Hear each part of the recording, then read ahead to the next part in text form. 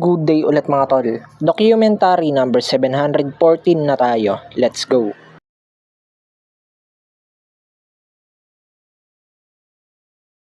Yo, ayan, kakagising ko lang. Muuulan na. Ayan. Gising ko pala, wala na si Gab dito, umuwi na. Aga siguro umalis ng batang yun. Yun, si Miming kasama ko dito. I mean, alright, operate ko na yung store. Buksan ko na yung kabila. Let's go. Yo, ayan, nandito na pala si ate. Naglilinis kami. Alright, kape muna tayo. Ayan, kain na tayo.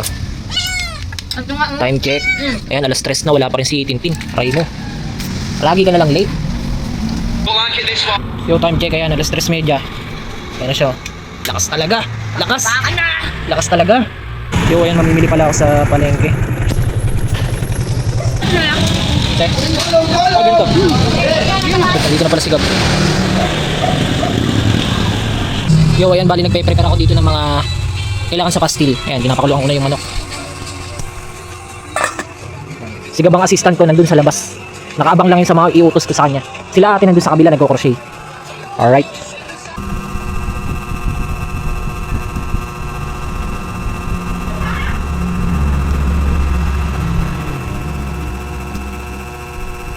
Yo, ngayong araw pala, halos ako lang ang babakbak kasi si Gab hindi makapag-deliver. Bali ako yung nakatoka sa deliver ngayon.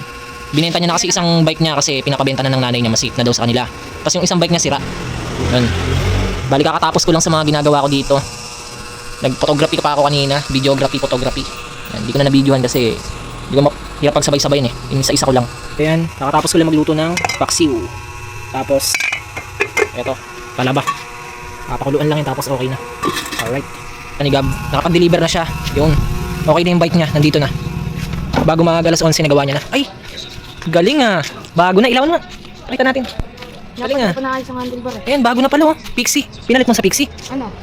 Binili ko. Ah, binenta niya yung isang bike niya itim. Naalala niyo yung itim na ganito yung itsura.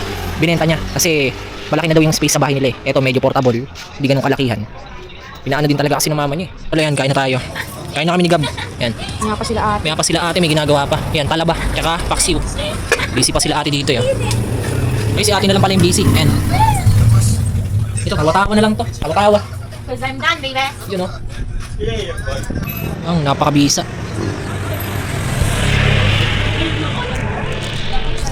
Dami nila nakain sa palaba. Solid. Sabaw, tapos ito ipa-plastic. Kasi hindi po pwede yung itapon dyan. Si Gab. Hoy, si Kapkat sumunod. Kapkat! Sumusunod sa kanya. Masagasaan ha? Masagasaan, Gab.